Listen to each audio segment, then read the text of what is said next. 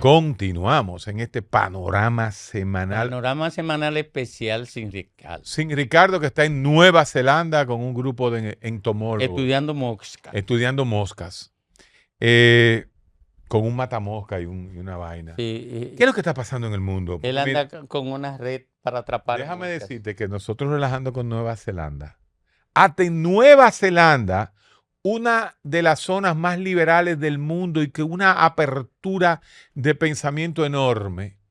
Los otros días, hace como una semana, a una pequeña caravana gay, un desfilito de eso, no hay vaina que le guste más que desfilar con maricón, salió un grupo de jugadores de rugby, de esos que hacen, y le bloquearon la vaina.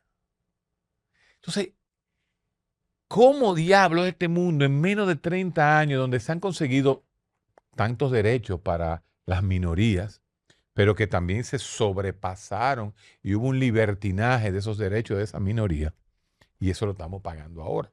Porque estas son las consecuencias de este reflujo conservador hiper de derecha que existe en este momento. Mira, una de las cosas que mayor satisfacción me ha dado a mí fue encontrarme contigo y con Ricardo. Y sobre todo, te lo he dicho en otras ocasiones, entrar al mundo de la filosofía y de la sociología profunda. No de la sociología de República Dominicana, de hablar pendejá y de... yo siempre dije, hasta entrar al mundo de la sociología europea, siempre dije que ser sociólogo era hacer 4 chistes y 9 cuentos. Porque el individuo que más muletilla usa como cuentos o chistes es el sociólogo. Fíjate y que es normal. Y eso que tú dijiste, el primer sociólogo que impactó en la televisión lo hacía donde parte de su contenido era chistoso, Claro. que era Teófilo Barreiro. Teófilo Barreiro. Teófilo, que era un excelente conocedor, no tanto de la política, él era más del dominicano, o sea, de la cotidianidad. De la cultura dominicana. Y de la cultura dominicana. Era un especialista y él se sentía y lo era. Diferente a Cándido, que Cándido ya es más profundo, No, más filosófico, más investigador. Más investigador. Mucho más investigador. Más filosófico. Porque el sociólogo está siempre bordeando la frontera del filósofo. Sí, no, claro. Igual que la psicología. Psicología y sociología salen de una... son ramas de la filosofía, claro, podríamos llegar a decir, aunque... Lo que hace la psicología es sintetizar en el individuo lo que la sociología amplía hacia la sociedad. Así es. Mira, pero bien, lo que decía era que agradecía eso porque me permitía interpretar acontecimientos que yo no estaba en capacidad de interpretar en otra época, antes de eso. Mira qué pasa con el mundo. Vamos a comenzar por el liberalismo y cómo terminó el liberalismo siendo sustituido por la extrema derecha. El liberalismo concentró sus esfuerzos en construir sistemas de derechos individuales, fortalecerlo y desde el poder crear el ordenamiento político que protegía el ejercicio de esos derechos. Claro. ¿Verdad? Lo hice bien ahí. Sí. Entonces, ¿qué ocurre? Que se fueron enamorando de los resultados de ese proceso de construcción de derechos y protección política de esos derechos, a tal punto de que se fortalecieron tanto las minorías que eran depositarias de derechos de última generación, que se construyó una dictadura de minoría sobre mayoría a partir de la protección del Estado. Por eso Trump entra diciendo que los recursos de los contribuyentes norteamericanos eran utilizados para financiar agendas que iban en contra de valores, porque el fortalecimiento de esos derechos chocaban con valores que habían sido heredados por el liberalismo de las corrientes religiosas antiguas. Entonces, los valores, por ejemplo, de la imposición de los géneros conforme con normativas limitantes, o macho o hembra, o varón o mujer. Entonces, surgen como consecuencia de ese fanatismo del liberalismo, de proteger los derechos de última generación. Entonces surgen Grandes otros preguntas. Primero surgieron grandes preguntas. Sí, Hay que decir los tres pilares del liberalismo. En el liberalismo filosófico y político, John Locke, sí, Rousseau, sí, y en el plano económico, Adam Smith. sí, Fueron los tres grandes los tres sí, padres de la patria del liberalismo. pero Adam Smith no contribuyó a la creación de derechos. Pero Pero en economía, que es lo que yo menos sé en el mundo, te puedo decir que no, porque él fue el creador del liberalismo Sí. económico. Y el liberalismo económico sirvió de base, valga la repetición, de base económica al liberalismo político y al liberalismo social, que la gente no se dedica a observar el liberalismo social, pero en el liberalismo social es que se crean las necesidades de derecho que después el liberalismo político los institucionaliza. déjame decirte que desde el punto de vista cerebral, se han encontrado cerebros diferentes entre los liberales y los conservadores. Claro. Entonces, sigue ahí, para yo caerte atrás en el plano filosófico-social, no social, porque yo no soy sociólogo, ni historiador, pero en el plano filosófico-social, para darte respuesta a donde tú vas. Pues yo soy un sociólogo, Político. un sociólogo alumno de Cándido Mercedes. Ah, bien. Alumno de Cándido Mercedes. Bueno, pues Todos somos alumnos de Cándido. tú también. Es que cuando... Nieves dice que no es alumno de Cándido. No, pero Nieves es un narcisista. Además de dice estar que estudiando. Cándido Mercedes no tiene nivel para ser maestro de él. Yo cada vez que leo un artículo de Cándido Mercedes lo saco, lo explico, busco los autores.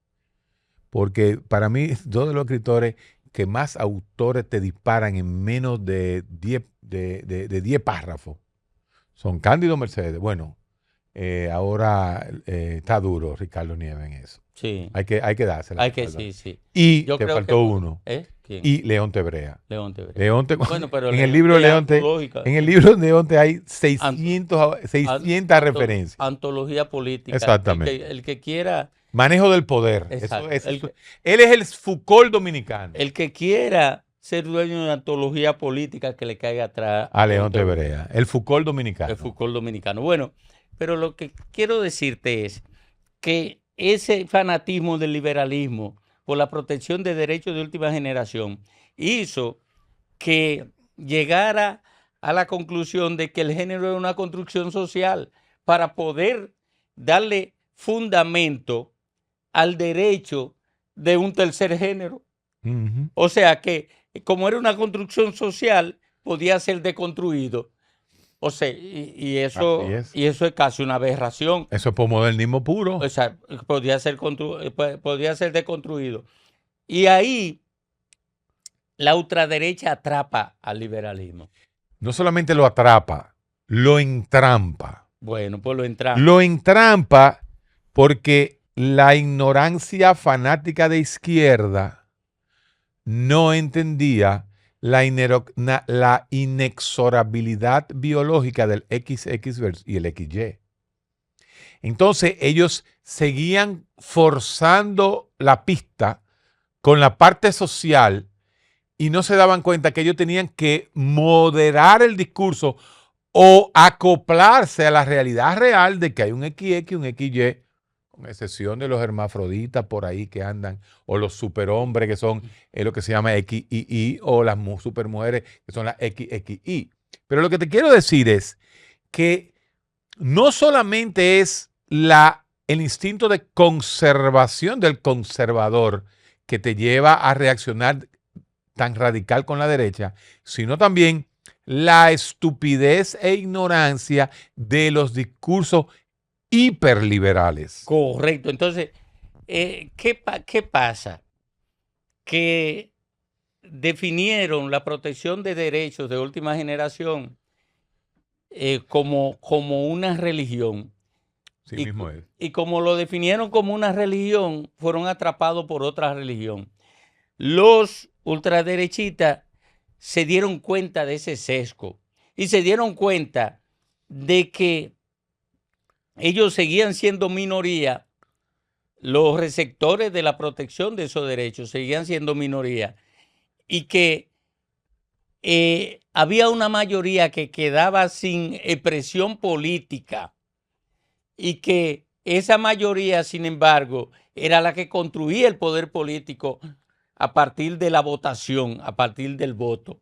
Bueno, los ultraderechistas se dieron cuenta de eso y le cayeron atrás a la mayoría lastimada por la imposición de derechos que solamente beneficiaban a una minoría. Una de las grandes estupideces que ya se ha corregido es el famoso en los deportes transgénero. Exacto.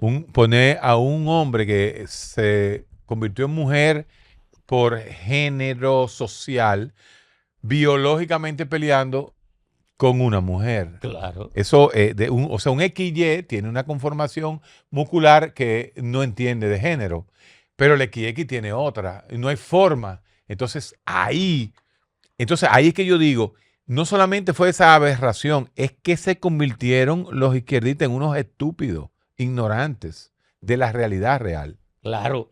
Y como Foucault nos ha enseñado a todo lo que... Tú sabes que Foucault hubiera terminado de derecha, Sí, como él iba. hubiese terminado de derecha, claro.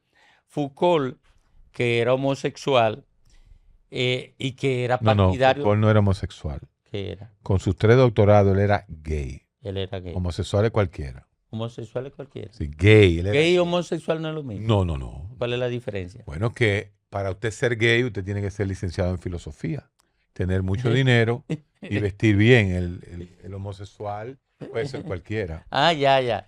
Bueno, pues Foucault, que es el maestro del estudio del poder, su comportamiento y su construcción, le hubiese dicho a ellos, miren, ustedes no pueden construir el poder siendo una minoría. La minoría construyen el poder si reciben el favor de la mayoría, pero no pueden ir en contra de la mayoría para construir el poder, y mucho menos para ejercerlo. ¿Cómo se llama el del panóptico? John Bentham. Ajá. Bueno. Padre, justamente, junto con su hijo, de John Stuart Mill, es el padre de John Stuart Mill, de lo que se llama el pragmatismo. Entonces, usted puede abrevar en cualquiera de los pensadores que se han dedicado a estudiar el poder y se darían cuenta que se estaba planteando una antinomia. O sea, plantear que la minoría, a partir de la protección de sus derechos por parte de la mayoría, se convirtiera en dictadores permanentes de la mayoría, sobre la mayoría.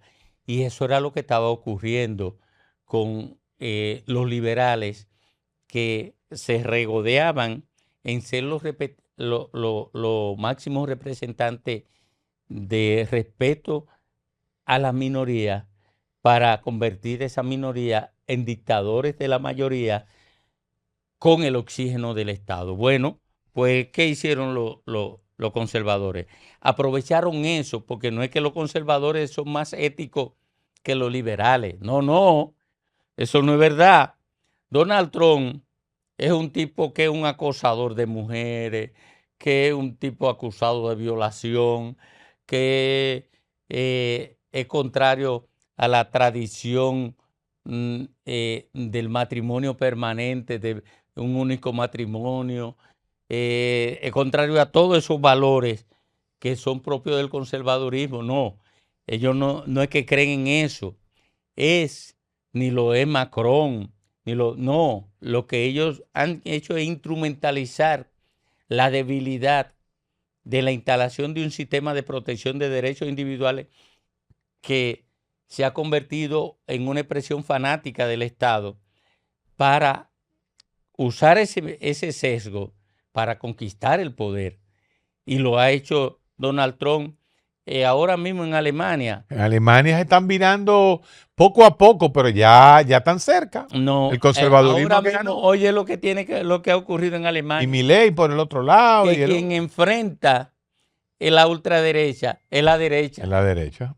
¿Por qué? Porque la derecha teme que la ultraderecha lo desplace, porque lo va a desplazar. Ya viene. Sí. Como va el proceso. Bueno. Ya el saludito lo van a dejar hacer en Alemania. Bueno, yo no creo que lo deje hacer, ya viene, hacer todavía. Ya viene. Óyeme. Oye, no lo vamos a ver. No creo que lo deje hacer la derecha. Papá. La derecha lo deje hacer porque pero es que la derecha va a ser desplazada en los próximos 6 años por la ultraderecha. No, eso hay que verlo. Hay que ver lo que va a pasar. La derecha lo va a golpear duro desde el poder, lo está aislando.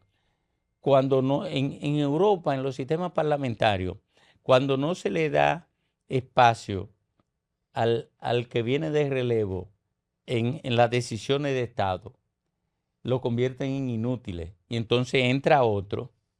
¿Qué va a ocurrir? Eso es lo que está pasando en Alemania. Eso Interesantísimo. Oye, eso es lo que pasa en Alemania. Entonces, lo que está pasando en el mundo es eso. Y eso conduce a la creación de un nuevo orden internacional con la irrupción en Estados Unidos de un hombre de derecha que está utilizando eficientemente ese sesgo del liberalismo político que se llevó hasta el extremo en Estados Unidos para golpearlo, consolidar su poder a partir de una sombrilla supuestamente moralista que responde a lo que es el pensamiento ideológico de la mayoría. Después de esta pausa.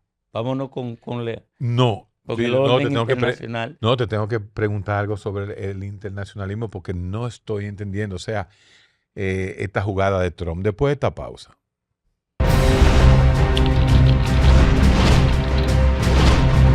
Comunícate con nosotros y síguenos a través de nuestras redes sociales, @MediosPanorama en Instagram, Facebook, Twitter y YouTube. Escríbenos a nuestro correo electrónico noticias@mediospanorama.com o llámanos al 809-475-2525.